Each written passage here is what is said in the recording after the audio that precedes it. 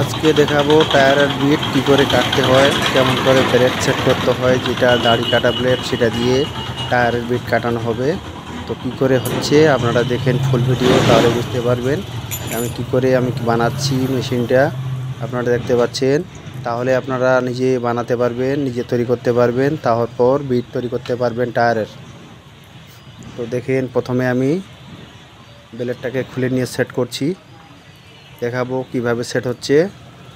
এই দেখছেন, নাটগুলো টাইট দিতে হবে, দুটো নাটে টাইট দিতে হবে। টাইট দেওয়ার পর অটোমেটিক